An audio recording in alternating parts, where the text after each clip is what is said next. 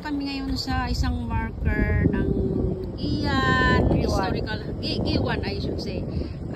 Janet, pwedeng paki-explain mo itong ano, first marker ito. Si Janet ay isang, she is from tourism and she is our tourist guide. Ano ang about this?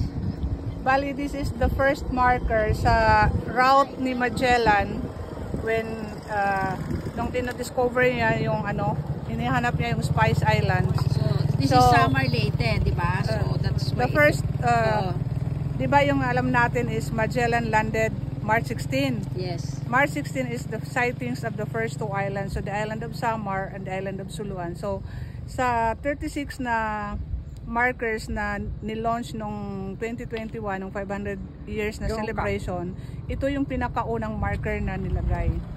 So, marker yan ng Samar. Kasi dito nga unang nagland si Magellan dito sa Samar Leyte. Oo, Samar lang. Samar pala, sorry. So, we are very lucky and this place, Giwan, is one of the rich in history dito sa Pilipinas. Okay, so explain what is this all about? Ito si bali, ito si Magellan nung umano sila sa makita nila yung Humunhon. Tapos nung makarating sila ng Humunhon noong March 17, bale, yung locals ng Suluan, sinundan sila doon kasi nakita nila may mga tao. So sinundan nila itong galyon na sinasakyan ni Magellan. Tapos pinuntahan sila doon, nakita nila na may mga sakit na, mahihina na yung katawan nila. So tinulungan sila ng locals, pinainom, ginamot, hanggang sa maka-recover sila ulit at maipagpatuloy yung journey nila to look for the Spice Islands. So in short, we discovered them when they were sick and dying. Yeah. Not Magellan discovered the Philippines, but we discovered the Spaniards. Is it? Okay, meron pa isang marker dito sa Giwan, US Naval Supply Depot. Yan. Ano paki-explain nga ito, Janet? Ano ba ito? Bali, ito yung nagsilbing marker namin para sa, kasi Giwan nga used to be a US Naval Depot noong 1944. Dito naka-station yung about mga 5,000 plus na mga Amerikano for the Philippine liberation of the Philippines. So ito yung naging nila, US bases noon. Base pala itong US base pala itong Giwan dati US talaga. Naval base po ito. May airport sila dito, di ba? Yung airport namin is was constructed during that time also. Bale, every October 17, dito namin sineselebrate yung Suluan Raid. Kino-commemorate namin yung panahon ng liberation na, yung World War II. Okay. So, very rich in historical itong lugar na ito. Napakaswerte namin dahil narating namin ito. Yes. At marami akong natutunan na history na hindi ko natutunan nung ako'y nag-aral pa.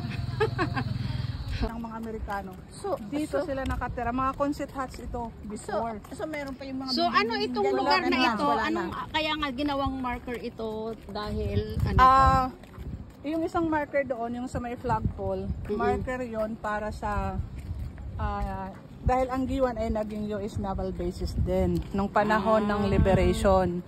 Oo. Bali, ang tawag nila dito sa area na to is officers country. Dito kasi pwesto, dito rin yung mga tirahan ng mga official noon ng mga Amerikano.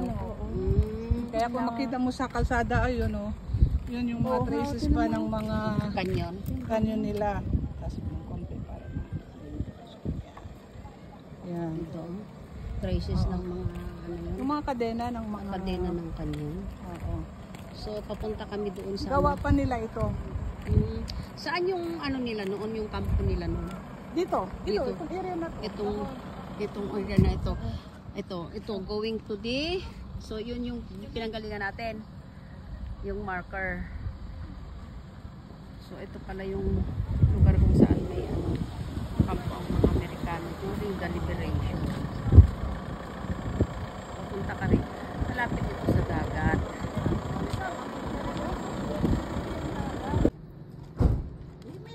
Hi guys. At my back is the view of the Pacific Ocean. So ito pala sa Giwan, makikita mo yung kabuuan ng Pacific Ocean. At ito naman building na ito, dito sa mataas na parte ng bundok ito. Ito ang tinatawag na DOST Pag-asa, ano tawag nito dyan? Weather Station. So, Janet, can you please explain ano ba yung what is really this for Bale, the whole Philippines, tatlo lang ang Pag-asa Weather Station na ganito. Ito yung Pag-asa Weather Station na kumukuha ng mga weather disturbances from the Pacific side. Okay. Oo. Pag sinabi sa TV na ang entry point ng bagyo ay nasa Giwan, galing dito yun na news. Hindi po ito sa Giwan nang gagaling. Oo. Papakita ko sa inyo yung yung picture niya sa harap. Ito yun. Pag-asa DOST Weather Radar Station, Sapaw, Giwan, Eastern Samar.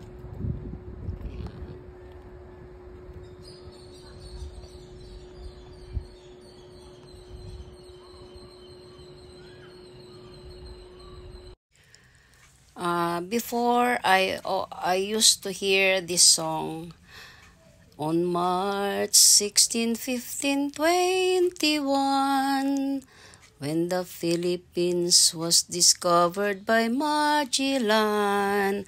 This before that was only song, but I didn't know that one of these days I come to see with my own eyes how was this happened on the year 1521, because I visited Giwan, which is one of the richest history in the Philippines.